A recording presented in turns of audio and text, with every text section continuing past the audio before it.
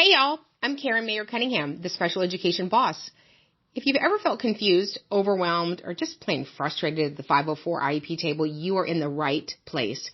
Every week, I'm breaking down the rules, the rights, and the realities of special education so you can walk into meetings informed, empowered, and ready to make real change. And whether you're a parent, a teacher, an advocate, a school-based member, or somebody who's just trying to do right by a student, this podcast gives you straight talk, real answers, and tools that you can use immediately.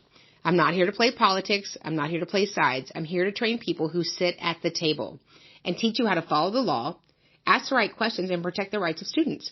So go ahead and hit subscribe, share this with a friend, and you know what? Meet me back here every single week. We're not just talking about change. We're making it. Because when you know better, you do better. And when we get it right for the child, we get it right for everybody. Welcome to today's episode of the Epic IEP. Gone amazing, gone wild, gone all the things. Hang on, it's going to be a little bit longer, but you want to hear the story where we share stories that are funny, frustrating, fantastic, and everything else in between. So it's an IEP meeting, and I'm very kind of methodical as I go through the document and I prep it, and we share our concerns in each section. And, you know, when we get into a meeting, I like to have a conversation with people that are at the meeting because often, well, not often, always kids are never paperwork. I've never seen, the world's international gold medalist in paperwork. I don't write great paperwork, and who knows if there's a great software, right? So a lot of times I'll get the paperwork and I figure once we get in the meeting, we can kind of talk it through. And once we talk it through, it'll make more sense of why we should do the next right thing, right? That's an assumption that when we talk it through that we'll assume the next right thing. And I'm not a teacher. I'm not a fancy graduate of college like you guys are, but I've done about 10 million of these IEP meetings. I do about 500 a year because I like to grind my teeth. And here's the great thing about an Epic IEP meeting. No matter what meeting you're in, make sure that you're learning from it, whether it's good, glorious, gangster, right? You're going to be learning something from it. So we're in this meeting. The student's primary disability is a vision impairment.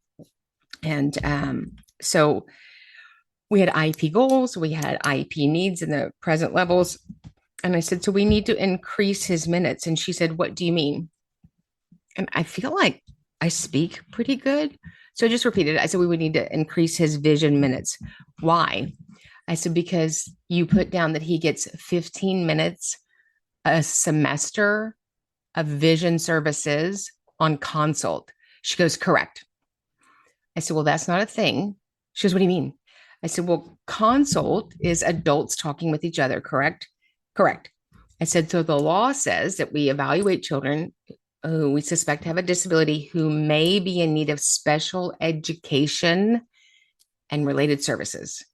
So he would need the service. And she goes, well, I've already calculated it. I said, you've already calculated? She goes, yes. I said, and you're a CTVI? You're a certified teacher of the visually impaired? And she said, yes. I said, well, do you agree that based upon his eligibilities, he's been in school since he was 3, he's in 3rd grade now. Do you agree that he has a vision impairment and he meets the state criteria for a vision impairment and would be in the need of services of a certified teacher of the visually impaired? She goes, correct. Okay, I'm trying to walk through this. And I said, okay. She said, but I calculated it. I said, what do you mean you calculated it? She goes, this right here. And she holds up this piece of paper. Are you guys familiar with this? It's called the VISIT.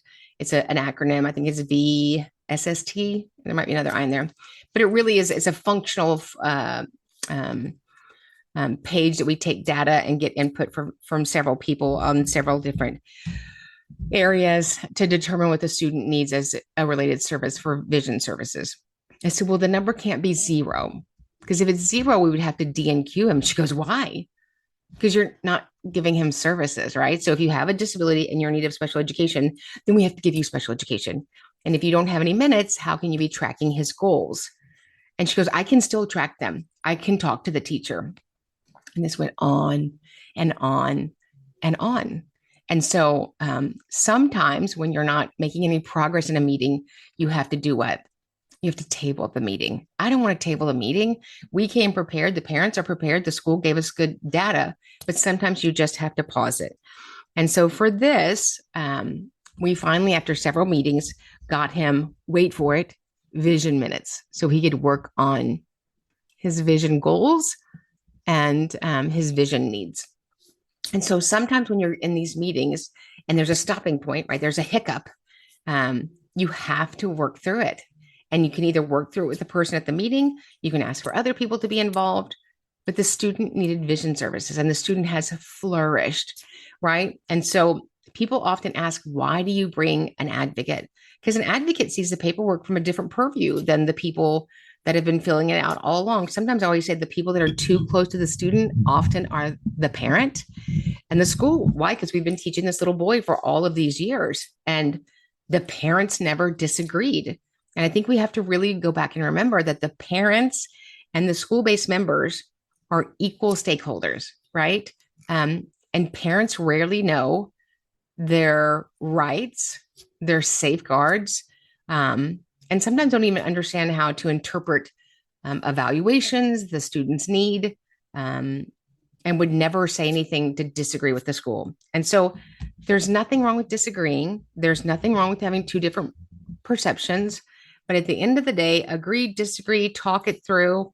We look at one thing to make decisions, data. And so when we're looking at the data, it will tell us a story and it will drive our decisions. And make sure that you're listening to those stories and you're driving decisions based on data. We'll see you guys in the next training. Hit subscribe, share this with a friend. And you know what? Meet me back here every single week. We're not just talking about change, we're making it. Because when you know better, you do better. And when we get it right for the child, we get it right for everybody.